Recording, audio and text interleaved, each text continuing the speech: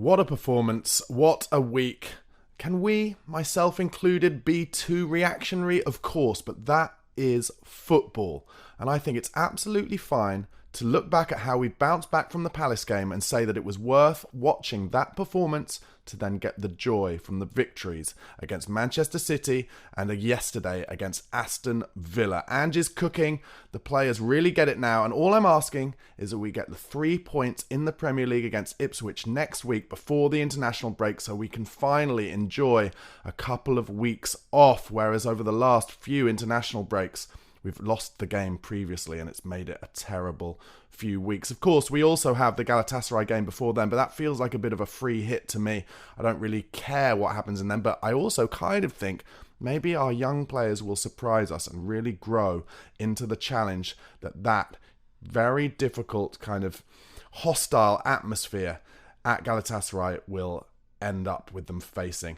I'll be discussing that Villa win and more on today's episode of the Spurred On podcast. Guys, please do give this video a like. Please do subscribe to the channel if you don't already, and come over to the podcast platforms, be that Spotify or Apple Podcasts, and type in the Spurred On podcast and give us a follow or a subscribe there. But this is all about what we learned from yesterday's game. Tottenham Hotspur 4, Aston Villa 1, and well, suffice to say, after 45 minutes, I was not expecting us to turn them over 4-1. In fact, at the time, I was discussing on the We Are Tottenham TV watch-along how I feared that if Aston Villa got the next goal, then they might give us a 4-0 humbling the way that we did to them at Villa Park last season. But I could not have been wrong, yet again showing me how little I know about the beautiful game. And Ange Postecoglou really got into them at half-time and said to them, listen, we need to stop with the fullbacks underlapping, get them overlapping so that then John McGinn, for instance, can not really double up so much on Heung-Min Son. He has to go with Udogie as the runner, and that's exactly what happened. Just as an example, it's exactly what happened for that first goal, the beautiful Sonny cross, the equaliser that Brennan Johnson slotted home. And I wanted to start, in terms of what we learned from that result, by talking about Son Heung-min. Obviously, straight back from an injury, his second injury in just a month and a half or so. And if there was ever a doubt as to how competitive Sonny is, of course, I think a lot of people see him as the happy-faced assassin. But yesterday, we saw when he was called off after 55 minutes by Big Ange Postecoglou, he was not happy. And all of the broadcast press, all of the kind of match of the days, the Sky Sportses, everyone, they're making a big deal out of this. They're trying to find a script to be written about it. But for me, I love to see that Sonny was like, me? You're taking me off? It shows how competitive he is and how he felt he was growing into that game. He had a bit of a rusty first half, to say the least. But then, thanks to the tactical tweak from Ange Postecoglou, he put that cross in. And I think Sonny was looking at it as if, well, I can put that cross in time and time again. I can create more goals in this game. But I would also say, from my point of view, Big Ange Postecoglou did exactly the right thing. He came out in the press and he said it, didn't he? Son Heung-min had come back from his first injury a few weeks ago, and after 60 minutes, he got an injury again. So he's like, no, I'm going to take him off because the longer term gain is more important than the short-term pain. And this is something I want to talk about in terms of Ange's subs as well. He's getting braver with his subs, and I'd say the Man City sub in the week, Romero coming off because of fatigue after just 50 minutes. Brave substitution. It's a huge game. All of us have been talking about how we want Tottenham to play as strong a side as possible in the cups, and he takes Romero off, and Spurs win the game. And yesterday, he took Son Heung-min off, and everyone was doubting him, and then they scored 3 more goals to win the game. So it just shows again, Postecoglou, the most important man in the building.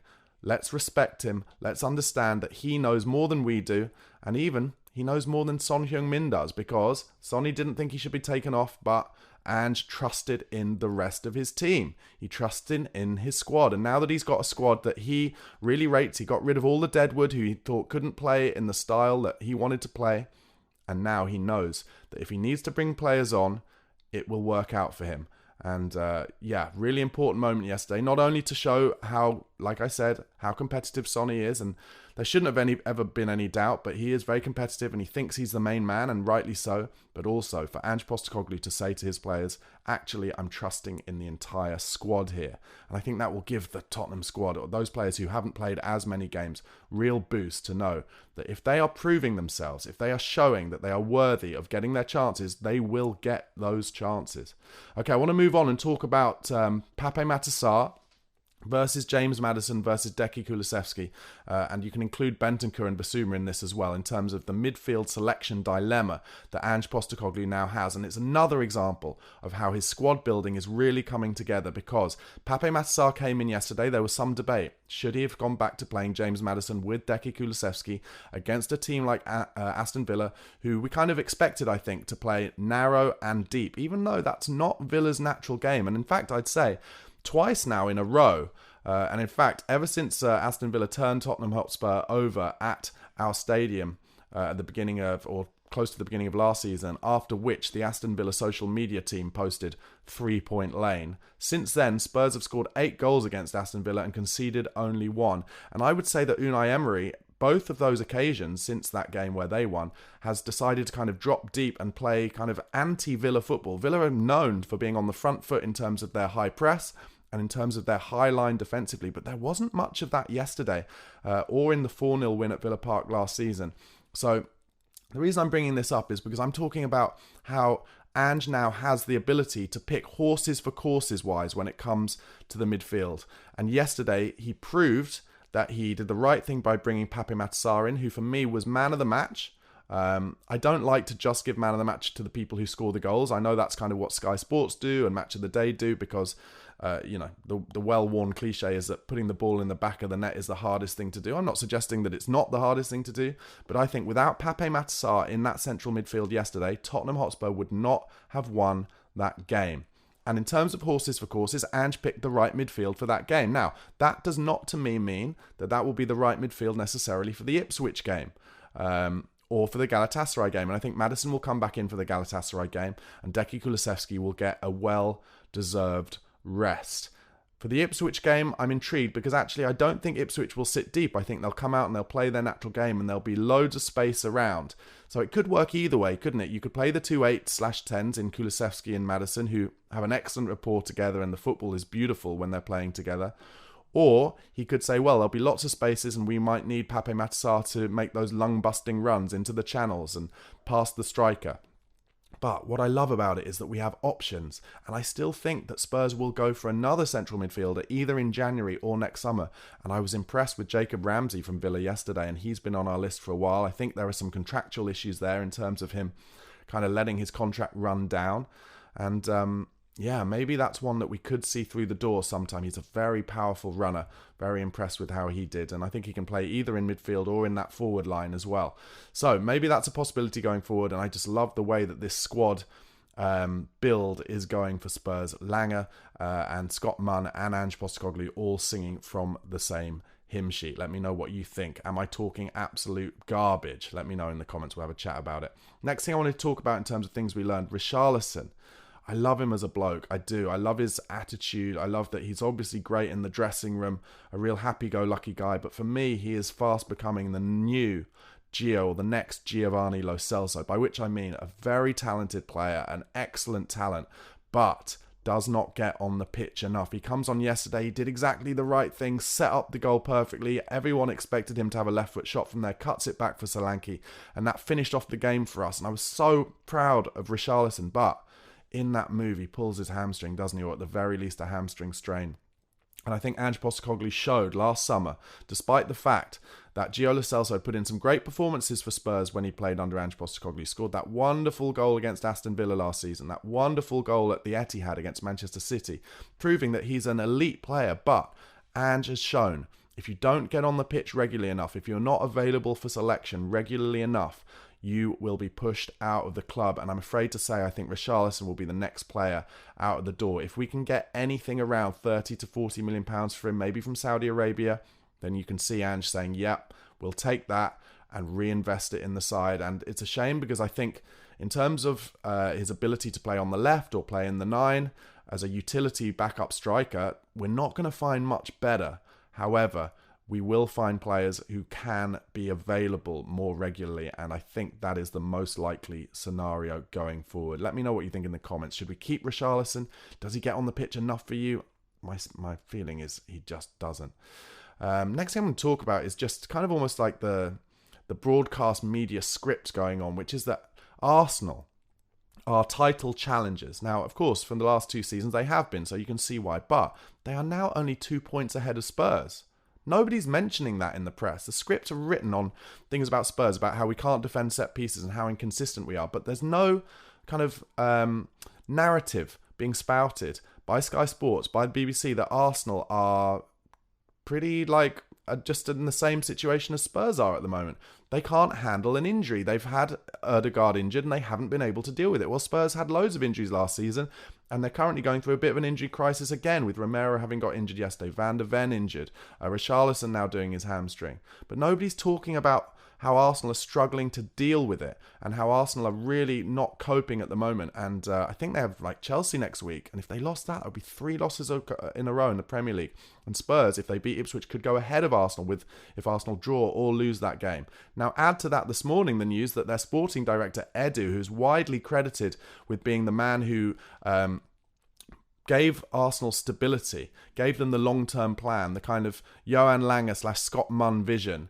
And he was also the man who stuck with Arteta despite those first 2 seasons when they finished in 8th place. And sure, as the caveat, they did win the FA Cup, of course, as well. So that gave him a bit more time. But Edu is widely credited with being the man who made this kind of 5 years really work for Arsenal alongside Mikel Arteta, and now he's leaving. So could there be a changing of the guard in North London? That's all I'm asking. Maybe it's too early to say that. I think it's more likely that Arsenal will, of course, finish above Spurs this season. Once they get Ødegaard back, they'll go on a run of games. But also, I think Tottenham could go on a good run of games. We've just got to get that away form sorted out, and we could go on a good run of games as well. So, I don't know. I just think, let's see what happens with Spurs and Arsenal. Maybe we're not as far away from each other as everybody thinks.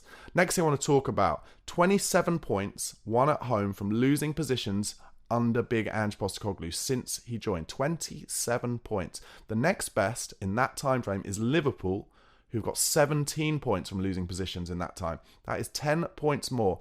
That's 10 games won for Spurs from going a goal down in the time that Ange Postecoglou has been in charge. That shows desire, commitment. It shows an ability to bounce back. Now, what I've said recently is we struggle sometimes in adversity, particularly away from home, and that's why I keep bringing this up. At home, we're really starting to turning it into a fortress. We're making it difficult for Spurs to be beaten at home, and we just need to kind of gain that experience and belief that will come with time and a bit of patience to then have that bit of darkness about us away from home, to make us more difficult to beat away from home. Maybe at first, the first step is to turn some of those defeats away from home into draws, and then you get the next step from there, which is that when Tottenham come to visit some of those opposing teams, those teams are not looking forward to playing us, even though it's in their home ground. I think it will happen. It's going to take a bit of time, but I think we're on the way there. Penultimate thing I want to talk about in terms of things we learn. I mean, it's not something we just learned from yesterday, but it's something I want to give credit for. I want to give credit to Ben Davies, the ultimate pro. He comes in, quite often this season, he's not even been in the squad, but he comes in a difficult moment and played beautifully. He's always a 7 out of 10, Ben Davies, or better. Very rarely makes big mistakes. And I personally think, say to Ben Davies, if I'm Big Ange, I say to Ben Davies, look, you're going to be a squad player for me, but we value your professionalism. We value your experience. We value how huge a friend you are to Son Heung-min and some of the other players within the squad. And you say to him, sign a 2-year deal. Let's end your career at Spurs and then become a coach. Apparently, all the players talk about how Ben Davies is the most likely next manager out of all the Spurs players. Do all your coaching badges at Spurs. I know he's already doing his coaching badges. And become a coach at Spurs, become kind of the next Ryan Mason, bringing himself through. That's my opinion. Let me know if you think I'm mad. I know Ben Davies cops a lot of flack because he's not an exciting, forward-thinking, modern footballer, but is he a consummate pro who always does his best for Tottenham Hotspur? Yes, he is, and I would sign him up personally. And finally, in terms of things we learned, Dom Solanke is the first player to score 4 goals in his first 8 games for Spurs since the legend, that is, Rafa van der Vaart in 2010, and long may it continue. Solanke's hold-up play, his pressing, His leading of the line has been absolutely second to none this season for Tottenham, but those 2 goals will be massive for him, because the 2 goals he previously scored for Spurs were kind of tap-ins, weren't they? Fox in the box kind of rebounds from keepers. And now he's got an absolute beauty for him in the one-on-one. Took his chance, the first one, over one of the best keepers in the world, and then was Johnny on the spot for the second one from that cutback from Richarlison.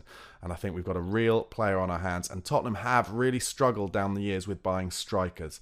I can only think of a few that have really worked out. Berbatov, obviously, Robbie Keane and Defoe back in the day. Pavlyuchenko, maybe you'd say, maybe a 6 out of 10. But not many more than that. Who have I missed out on? But I can think of a litany of ones that haven't really worked. Vincent Janssen, Helder Postiga, Roberto Soldado, just off the top of my head. I'd say Fernando Llorente maybe did as good a job as we'd need from him. He scored some vital goals in that Champions League run. But in terms of big money strikers, too many have gone by the wayside, but Dominic Solanke is going to give us a great 3 or 4 years minimum, I think. And one benefit is he's not the quickest anyway, so it's not like we're going to miss his pace in 3 years' time when his legs start to go at 30.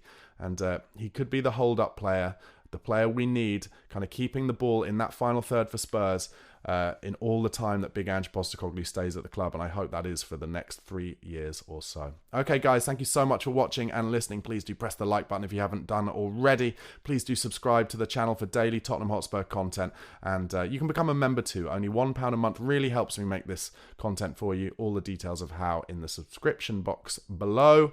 And enjoy your Monday after a great couple of wins. Come on, you Spurs.